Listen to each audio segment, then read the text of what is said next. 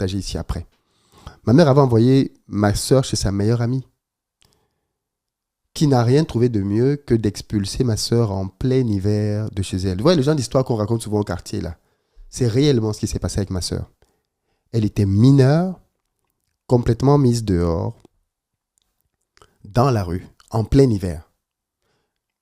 Vous imaginez l'état dans lequel ma mère était au pays? C'est le genre de situation qui te font pousser les cheveux blancs en une nuit.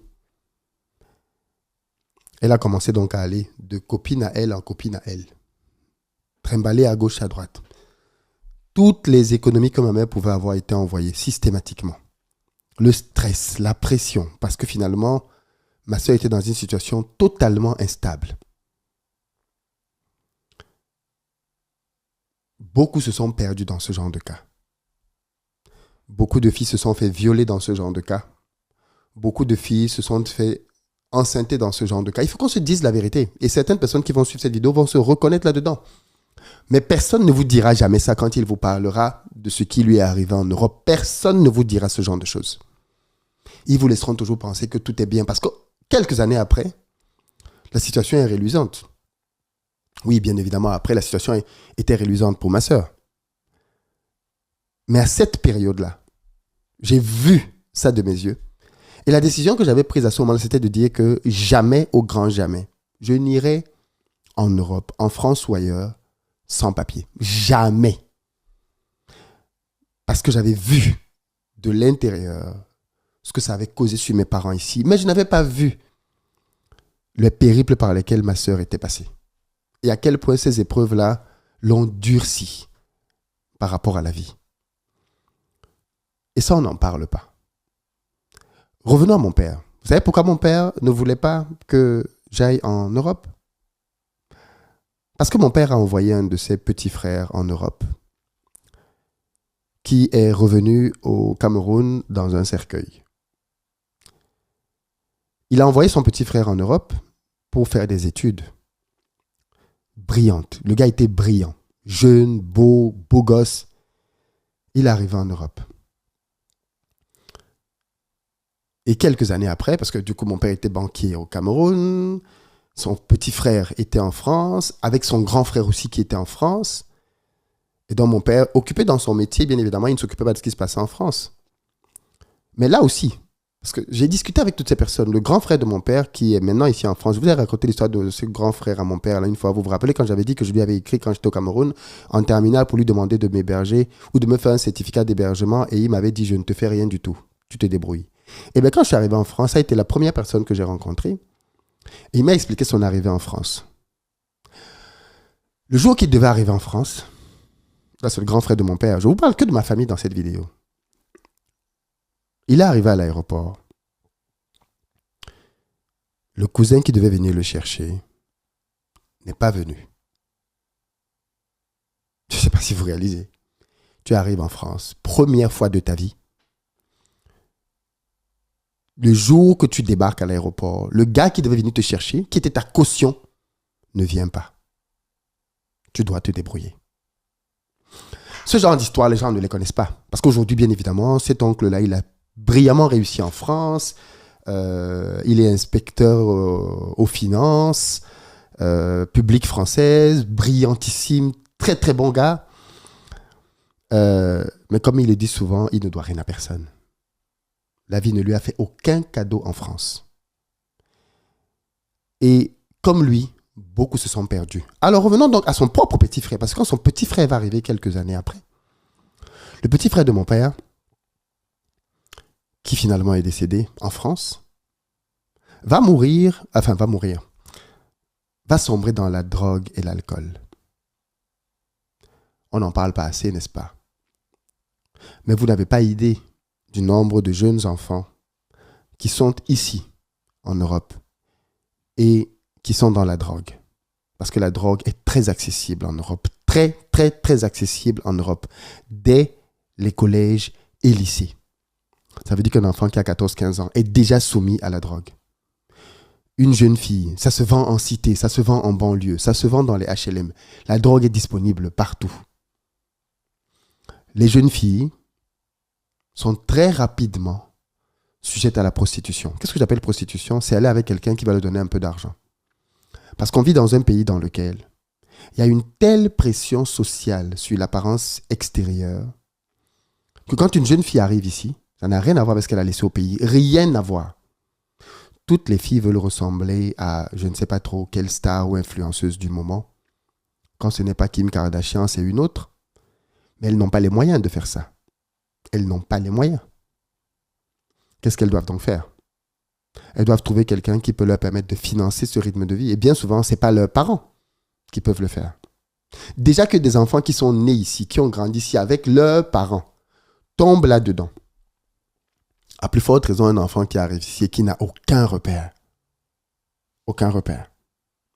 J'ai discuté une fois avec quelqu'un qui fait des vidéos dont je tairai le nom ici. Il est très connu sur Internet maintenant, très très connu d'ailleurs. Il va se reconnaître. Qui est venu en France très jeune, 9-10 ans. Ses parents étaient des opposants politiques dans un pays en Afrique. Et comme on attendait souvent à la vie de son père, ils ont estimé qu'il fallait qu'ils envoient leurs enfants en Europe. Ils avaient les moyens de le faire. Mais sans eux. Quand il vous raconte sa vie, dans tout ce par quoi il est passé, il est un rescapé. Rescapé. Vous remarquerez que bien souvent, les enfants qui sont venus en Europe très tôt, sans leurs parents, bien souvent, pas systématiquement, mais bien souvent, terminent mal. Terminent mal. Pour revenir donc à l'histoire du frère de mon père, il est tombé dans la drogue. Et toute sa vie, il a vécu dedans. Quand je l'ai rencontré en France, alors que je suis arrivé en France plus de 20 ans après qu'il soit venu en France, c'était le premier jour où il me voyait. Il puait l'alcool. Il puait l'alcool. Il avait sur lui des appareils pour pouvoir... Je sais même, il avait peut-être cirrhose de foie. Je sais plus, il avait tellement de maladies que quand j'ai fini de le voir, je me suis dit, il lui reste encore combien de temps à vivre? Mais il a vécu encore plus de 10 ans. Hein. Et il a fini par décéder. Et donc ça a été un traumatisme pour mon père. Qui fait que pour lui, envoyer un enfant en Occident, ce n'est pas la première décision qu'il va prendre. Et d'ailleurs, de tous ces enfants, je suis le seul qui est venu étudier en Europe. Mes sœurs et frères ont tous étudié au Cameroun, même si dans leur parcours, puisque mes frères et sœurs ont aussi eu des parcours brillantissimes, hein. On a 2 docteurs dans la famille. Et dans le cadre de leur doctorat, ont beaucoup voyagé dans le monde. Et c'est ça qui les a fait voyager. Mais tu vas pour 1 semaine, tu vas pour 1 mois, tu vas pour 2 mois, tu reviens au pays. Là, il n'y a pas de problème. Mais partir comme moi, sans tes parents loin, mon père a été contre. Parce qu'il voyait ce qui est arrivé à ses frères. Et ça, c'est des choses dont on ne parle pas. Dont on parle très peu. Parce qu'on a le sentiment que ce sont des cas isolés. Ce ne sont pas des cas isolés. Ce ne sont pas des cas isolés. Absolument pas du tout. La vie en Europe est extrêmement dure. Surtout quand on arrive si jeune. Parce que quand on est si jeune, on n'est pas préparé. Comment vivons-nous au pays? Nous vivons en famille, les uns sur les autres, dans des maisons, dans lesquelles nous avons des habitudes à ce que tout soit fait en famille. Et du jour au lendemain, on te coupe de ça. On t'amène en endroit où tu n'as personne. Je le précise encore, j'avais ma sœur. Et encore, je n'étais pas dans la même ville d'études que ma sœur, mais il ne se passait pas 1 mois, maximum 2, sans que je ne vienne à Paris la voir. Et ça a joué énormément dans mon équilibre. Énormément. Mais ce n'est pas le cas pour beaucoup de gens. Ce n'est pas le cas pour la majorité des gens. L'ultra-majorité des gens, quand ils viennent en France, ou au Canada, ou aux États-Unis, pire encore les pays d'Amérique du Nord, ils n'ont pas de famille. Ils n'ont pas d'amis. Ils arrivent et ils doivent se débrouiller. À 16 ans, 17 ans, 18 ans, 19 ans, 20 ans. Les gens ne sont bien évidemment pas les mêmes. La maturité n'est pas la même pour tout le monde.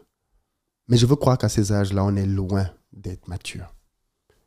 Je veux croire qu'à ces âges-là, on est loin d'être prêt à affronter tout ce qui nous attend devant. On est vraiment, vraiment très loin de ça.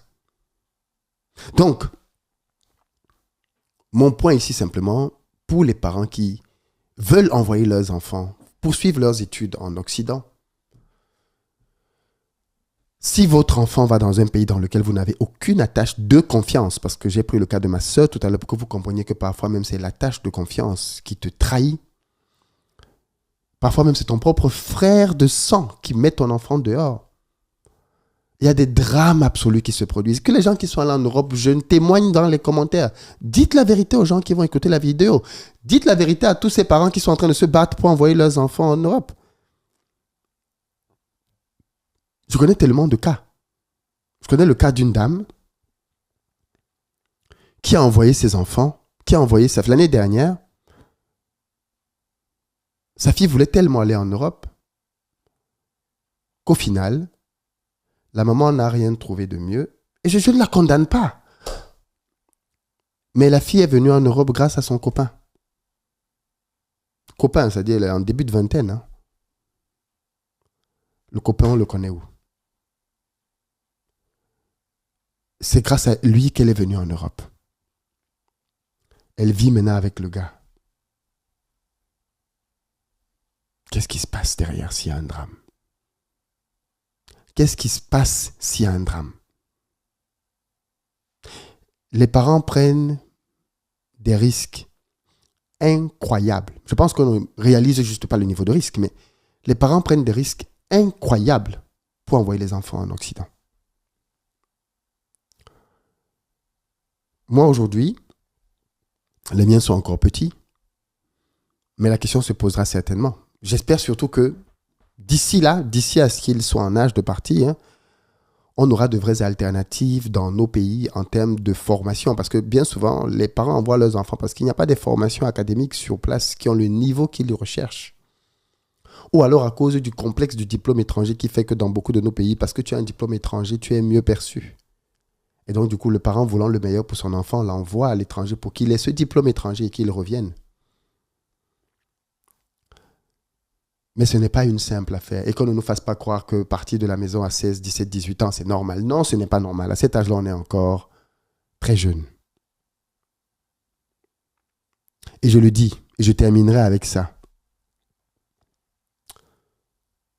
Quand j'étais dans mon école d'ingénieur, parce qu'il faut que les parents comprennent ce qui attend leurs enfants.